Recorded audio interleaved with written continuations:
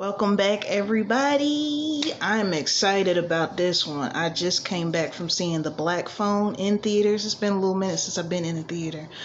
But I just want to say that this movie is giving everything that I want a suspense thriller slash horror film to give.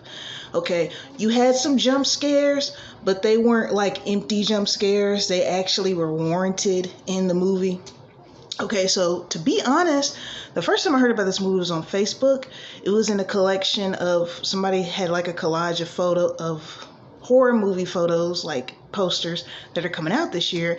And as you know, the black phone mask, that was intriguing to me. So today I was watching TV and I saw the trailer come on TV and I'm like, you know what? I got to see that. Found out it came out today, went straight to the theater, spent my little $12 because the theater I used to go to where I only spent like $7, they tore it down. And anyway, that's a whole nother story.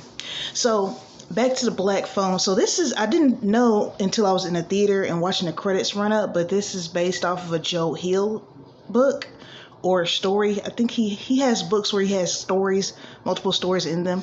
I'm familiar with Joe Hill as far as his name. I haven't read any of his books though. I think I did like put one on hold at the library or something, but I think before I tried to get to it, somebody else put it on hold and it was due, blah, blah, blah. So anyway, to not push out any spoilers, so basically we're dealing with a serial killer. We're in the 70s. I want to get started with the cinematography. I hope I'm saying that correctly.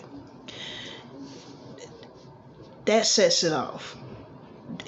What makes a good movie is, of course, the acting, the writing, the direction, how the director's plans to shoot it. The first victim that we see in the movie, I like how right when you kind of knew what was going to happen, it got dark and then, the credits came on as far as, the opening credits came on and everything.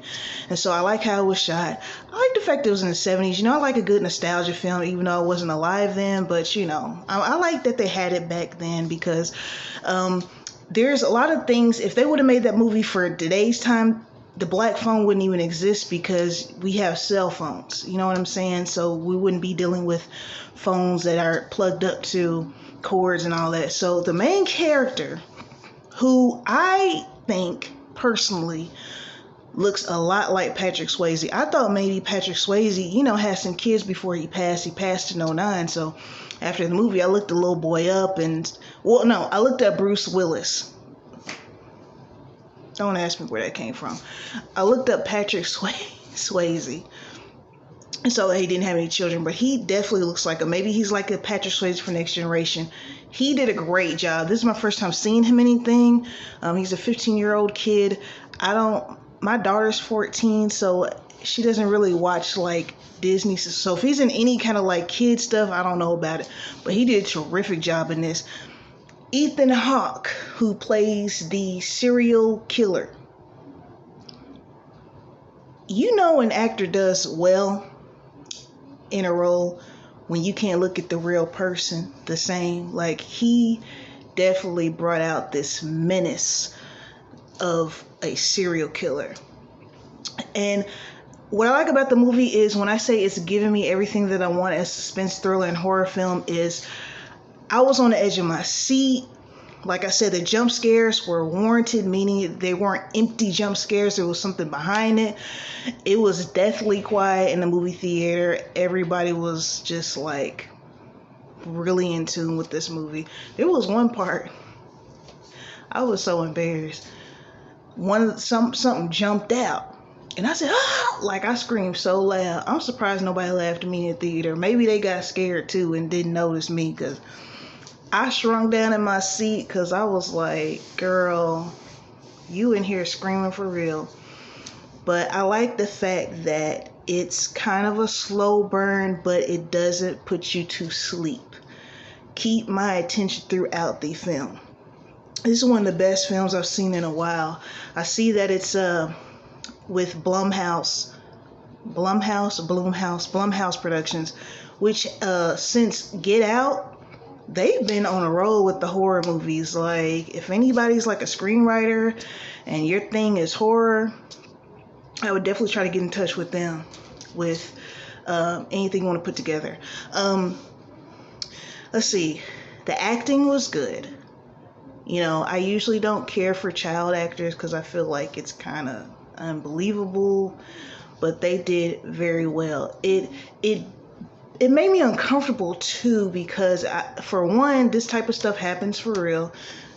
Kids go missing, kids get murdered for real. It put me in the mindset of like an ID special of watching it. So I feel like watching this film, you kind of appreciate the fact that children can get in touch much better now. It seems like things are worse for children now, but they're actually safer now. Like in the 70s, people didn't have cell phones like that. I don't even know if cell phones were around. I know that cell phones came out in like the 80s and everybody didn't have one then. So it's like if your kid was outside playing, you literally did not know they were coming back until they showed the hell up. So, but I'm excited the way horror, and like I said, I want to put this in the suspense thriller category as well, but I am excited about this genre and what it's been producing in the last, it's 2022, in the last like 5 years.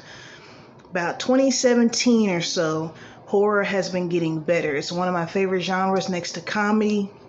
And I also like a good drama if the plot's smooth, you know what I'm saying?